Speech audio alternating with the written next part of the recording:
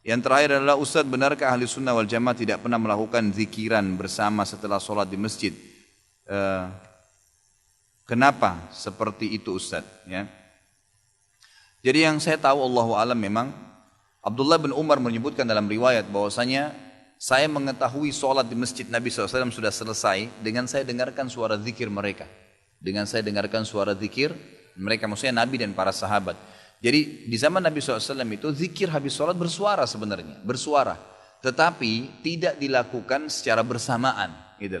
Jadi misal Nabi SAW lagi baca ayat kursi, sahabat sana lagi baca Al-Ikhlas, sahabat sana lagi baca Al-Falaq, yang sana lagi baca Subhanallah 33, dibebaskan oleh Nabi SAW.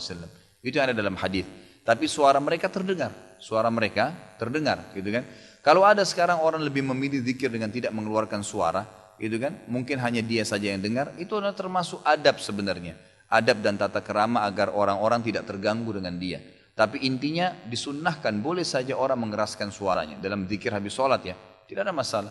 Ya, kita lihat kalau selama saya pernah di Saudi 7 tahun, setiap saya sholat di masjid-masjid yang ada di dekat-dekat rumah masyarakat, itu pasti habis sholat mereka pada baca la ilaha illallah, ada yang baca subhanallah, baca ayat kursi, tapi masing-masing secara individual. Karena membaca secara serentak berjamaah ini, itu butuh panduan, butuh tuntunan dari Nabi SAW. Apakah Nabi SAW pernah menuntunnya? Yang kita temukan malah yang ada adalah riwayat Abdullah bin Mas'ud radhiyallahu anhu.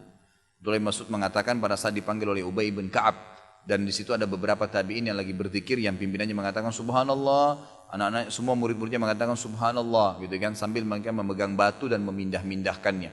Maka Ka'ab bin Malik mendatangi rumah Abdullah bin Umar, berkata, wahai Abdullah bin Umar, kalau kau lihat ini pasti kau tidak suka. Karena ini tidak pernah ada di zaman Nabi SAW. Kata Abdullah bin Umar, apa itu? Silakan kau ke masjid. Ditemukanlah di masjid tersebut ternyata ada beberapa tabi'in yang lagi berzikir sambil dituntun. Pimpinannya mengatakan subhanallah, yang lain pada itu subhanallah. Sambil rame-rame subhanallah, subhanallah, subhanallah, rame-rame gitu.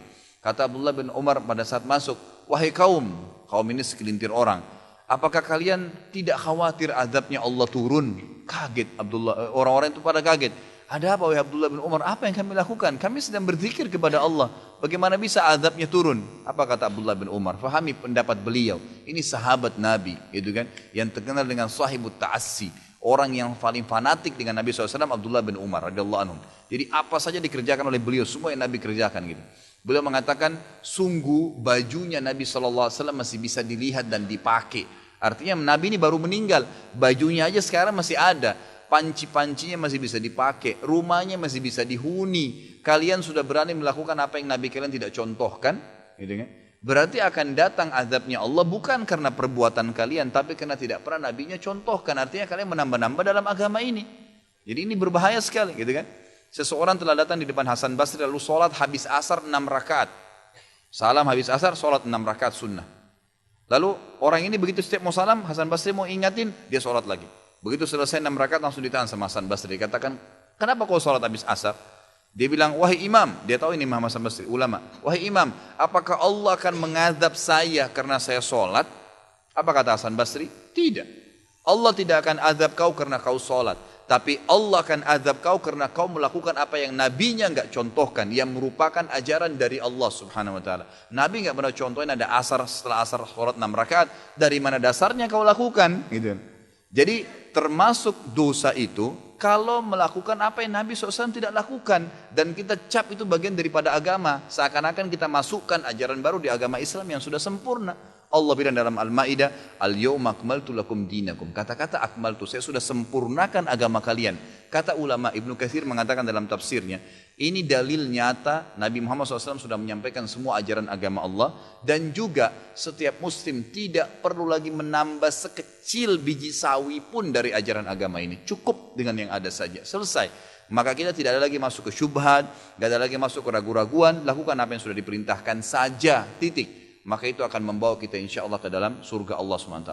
Mungkin sampai sini ikhwas sekalian, dan sekalian saya bahasakan kalau saya Rabu depan tidak bisa hadir, kita liburkan sekali pertemuan karena saya lagi bimbing umrah mulai besok subuh insya Allah, dan balik nanti tanggal 4 Januari. Jadi insya Allah 2 pekan dari sekarang baru kita ketemu lagi. Mungkin begitu dulu, kalau ada benar dari Allah, kalau ada salah dari saya mohon dimaafkan. Subhanakallahumma bihamdika asyhadu an la ilaha illa anta astaghfiruka wa atubu ilaik. Wassalamualaikum warahmatullahi wabarakatuh.